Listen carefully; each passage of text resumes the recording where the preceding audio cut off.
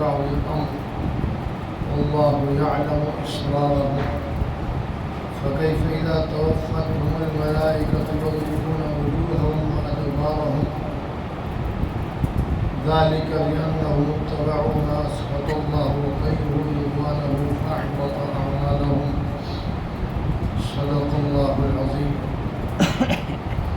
إن الذين ارتدوا على أدبارهم بلا شبہ وہ لوگ جو مرتد ہوئے یعنی اپنی پیٹھ کے بل پھر گئے من بعد ما تبین لهم الهدى ہدایت کے ان کے سامنے واضح ہونے کے بعد الشیطان سول لهم واملا لهم شیطان نے ان کے ان برے اعمال کو ان کے لیے مزین کر دیا دھوکے میں ڈال دیا اور انہیں لمبی لمبی امیدیں بندھائی.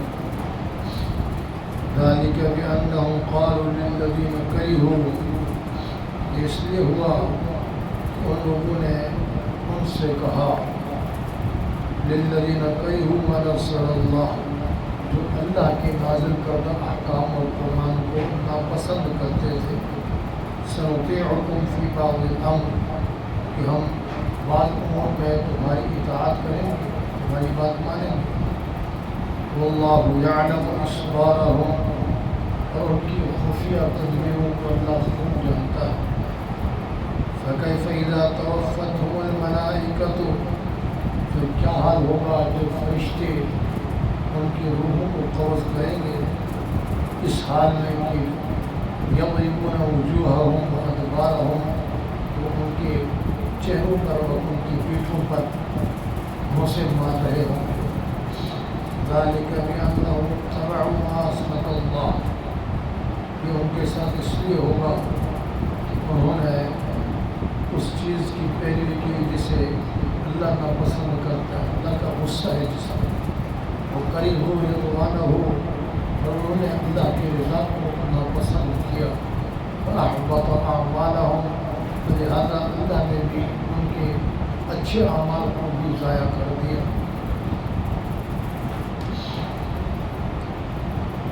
منافقین کے اعمال کا تذکرہ جاری ہے.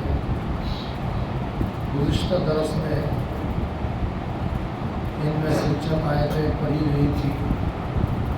اسی ضمن میں موضوع تبدیل ہو گیا اور چند دوسری باتوں کا تذکرہ ہوا. وہ لوگ جو بظاہر اپنے آپ کو مسلمان کہلاتے تھے اور مسلمانوں کے ساتھ مل کر اسلامی احکام میں بھی شریک ہوتے تھے اعمال میں بھی شریک ہوتے تھے اور چونکہ ان کے دلوں کے اندر اسلام اور ایمان تھا نہیں اس لیے وہ اخلاص اور یقین کے ساتھ اعمال نہیں کرتے تھے. ساتھ ساتھ اور دیگر غیروں کے ساتھ مل کر خفیہ تدبیریں کرتے تھے تاکہ ان کے ساتھ مل کر تدبیریں کر کے اسلام کو نقصان پہنچائیں. ان الذین ارتدوا علی ادبارہم من بعد ما تبین لهم الهدى اللہ فرماتے ہیں جو اپنی پیٹھ کے بل پھر گئے اسلام سے مسلمانوں کی جماعت سے اس کے بعد کہ ان کے سامنے ہدایت کا سیدھا راستہ واضح ہو چکا اور چونکہ ان کے دلوں کے اندر ایمان رچا بسا نہیں تھا ان کی اعمال ظاہری تھے اس وجہ سے اور شیطان نے انہیں یہ جو جس راستے پر چل رہے تھے یہ راستہ ان کو مزین کر کے خوبصورت کر کے دکھا دیا اور ان کو لمبی عمر اور لمبے منصوبوں کی امیدیں بندھائی شیطان نے. شیطان کا تو کام اور مقصد ہی انسانوں کو گمراہ کرنا. اسی لیے آپ دیکھتے ہیں بعض مرتبہ ہم اپنے بھی غلط اعمال کو اچھا سمجھ رہے ہوتے ہیں جب اللہ سمجھ اور شعور عطا فرماتا ہے اور غور و فکر کی دعوت دیتا ہے تو پھر ہمیں اندازہ ہوتا ہے ہم خود غلط راستے پر چل رہے ہیں. لہذا اللہ سیدھے راستے پر آنے اور سدھرنے کی مہلت دیتا ہے اور صلاحیت پیدا کر دیتا ہے. جن کے اندر یہ صلاحیت آ جاتی ہے وہ سیدھے راستے پر آ جاتے ہیں. جن کی یہ سیدھا راستہ سمجھتے ہیں اور اپنی غلطیوں کا ازالہ کرنے کی توفیق سلب ہو جاتی ہے, ان کو پھر سیدھے راستے پر ہدایت نہیں ملتی اور وہ اپنے لمبے لمبے منصوبے اور پروگراموں میں لگے رہتے ہیں. یہاں تک کہ اللہ کریم نے فرمایا واللہ یعلم اسرارہم, اللہ ان کی یہ پلاننگ اور منصوبے بندیاں جو غیروں کے ساتھ مل کر کرتے ہیں اس سے اللہ خوب واقف ہے. ذالک بأنہم قالوا للذین کرہوا ما نزل اللہ, کہ ان لوگوں کے ساتھ مل کر یہ سازشیں اور منصوبے بناتے اور کرتے ہیں جو آلریڈی اللہ کے احکام اور اللہ کے کلام کو ناپسندیدگی کی نظر سے دیکھتے ہیں. یہ منافقین ان لوگوں سے کہتے ہیں سنطیعکم فی بعض الامر, ہم بہت ساری باتوں میں یا چند باتوں میں تمہاری اتباع کریں گے, تمہارے ساتھ مل کر اسلام کے خلاف یہ کام کریں گے. اللہ نے فرمایا وہ منافقین اہل کتاب بالخصوص یہود کے ساتھ مل کر جو پروگرام اور جو منصوبہ بندیاں کر رہے ہیں اللہ انہیں خوب جانتا ہے, تو اس کا توڑ بھی اللہ کے پاس ہے. اور آگے آتا ہے اسی سلسلے گفتگو میں آیات مبارکہ آگے آتی ہیں. اللہ کریم فرماتے ہیں کہ ان میں سے کون کون منافق ہے جس کے دل کے اندر ایمان نہیں ہے, بظاہر وہ اسلام والے کام کر رہے ہیں, ان کو اللہ واضح طور پر خوب جانتا ہے. اگر اللہ چاہتا تو آپ کو بھی واضح طور پر بتا دیتا کہ یہ لوگ منافق ہیں, مگر نہ بتانے میں اللہ کی طرف سے حکمت ہے. تو بظاہر ان کے اعمال کے مطابق ان کے اوپر حکم مسلمانوں کا ہی چلے گا, مگر فی الواقع حقیقت میں کہلائیں گے تو مسلمان, مگر ان کے اندر دین ایمان اسلام نام کی کوئی چیز نہیں ہے. تو مزید اللہ کریم نے وضاحت فرمائی کہ ایسے لوگوں سے اللہ ایسے کام کرواتا ہے, انجانے ان کے عمل سے ایسے کام کا ثبوت ہوتا ہے جس سے ان کی حقیقت کھل جاتی ہے. بعض مرتبہ نہ سمجھیے وہ ایسے بول جاتے ہیں, ہم بول کریں گے.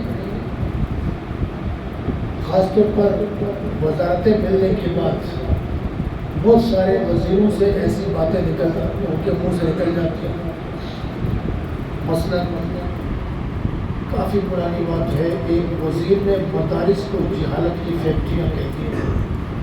وہ کیا تھا, وہ ان کے دل کے اندر کا وہ پوشیدہ نفاق تھا. پہلے وہ نکال نہیں سکتے تھے, اب جب وزارت آ گئی تو وزارت کے ذوق میں اس کے منہ سے یہ بات نکل. ایسے ہی کئی وزراء کے ایسے کفریہ کلمات سامنے آ چکے ہیں. تو بظاہر وہ کہلاتے مسلمان ہیں, ناسمجھی میں وہ ایسی باتیں کہہ جاتے ہیں جس سے ان کی حقیقت لوگوں کے سامنے آشکارا ہو جاتی ہے. اس سے پتہ کیا چلتا ہے کہ بظاہر تو یہ مسلمان کہلاتے ہیں, پھر واقعی یہ اسلام کے دشمن ہیں. اور یہی لوگ, اس طرح کے اور بہت سارے لوگ, بہت سی ایجنسیوں کے لوگ ہمارے بہت سارے محکموں کے اندر گھسے ہوتے ہیں, اور ایسے موقعوں پر ان سے اللہ تعالیٰ ایسے عبور کو بلوا لیتا ہے. ابھی پچھلے دنوں ایک ویڈیو آئی, اللہ اس کی جان کی ایمان کی حفاظت فرمائے. ایک صحافی ہے عمار خان یاسر نام کا, اس نے جناب اپنی جان کو جوخموں پہ ڈال کر وہ ایسے ان ظالموں کے کام آشکارا کرتا, بس اللہ ہی اس کی جان کی حفاظت فرمائے. ایسا عظیم مجاہد ہے, نوجوان لڑکا ہے. لاہور میں ایک ایسے ادارے کا پول اس نے کھولا کہ وہ ادارہ ہے جو class 1 officer public service commission کے تھرو سلیکٹ ہوتے ہیں, ان کی وہاں ٹریننگ ہوتی ہے اس ادارے میں. اس ادارے کے سربراہ نے اس ادارے کے اندر لاہور میں دیوالی منائی، ہندو کی رسم دیوالی منائی، اس ویڈیو کو اس نے نشر کیا اور پھیلایا، اس پر اس کو دھمکی بھی دی گئی۔ اس نے یہ بات بھی واضح کر دی عماد خان یاسر نے کہ ہو سکتا ہے کہ میرے خلاف کچھ بھی کرے، میری جان کے لیے بھی خطرہ ہے، مگر اس کے باوجود میں اپنی جان کی پرواہ کیے بغیر ان ظالموں کو، ان منافقوں کو آشکارا کیے بغیر نہیں رہوں۔